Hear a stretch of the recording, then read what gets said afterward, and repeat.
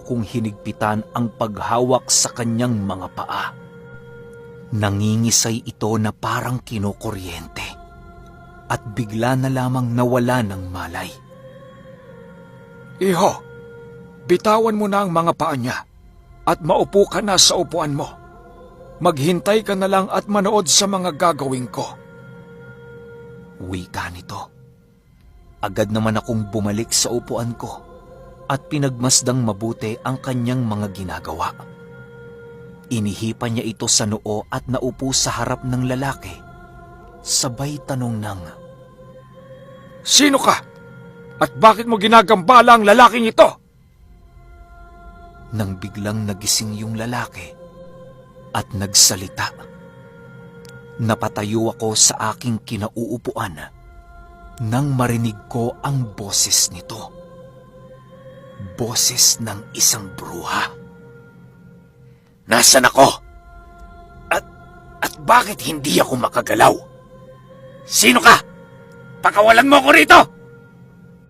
Wika ng kung sinong nilalang ang nasa katawan ng lalaki. At muling nagtanong si Mang Totong sa kanya. Sino ka? Anong kasalanan sa iyo ng taong ito? Laking gulat ko nang biglang dinuraan ng lalaki si Mang Totong at nagwika ito ng, Hindi ako magsasalita. Ikaw sino ka ba? Ipakita mo sa akin yung mukha mo! Wika nito. Matigas ka ah. Tingnan natin kung hanggang saan yung tigas mo. Wika ni Mang Totong at naglabas ito ng isang palito ng posporo mula sa kanyang bulsa. Isiningit niya ito sa pagitan ng daliri ng mga paa ng lalaki.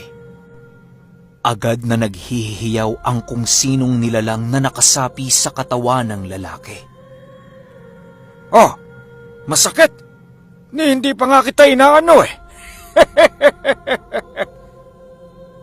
Wika ni Mang Totong, sabay tawa. Inihipan niya ang kanyang daliri at inilapat sa palito na nakasingit sa daliri ng pasyente niya. Lalong lumakas ang paghiyaw nito at nagwika ng, Masakit! Itigil mo na yan! Pakiusap! Itigil mo na ang ginagawa mo, nakukuryente ako! Wika ng tinig na nakasanib sa lalaki. Ititigil ko lang ito kapag sinabi mo sa akin kung ano ang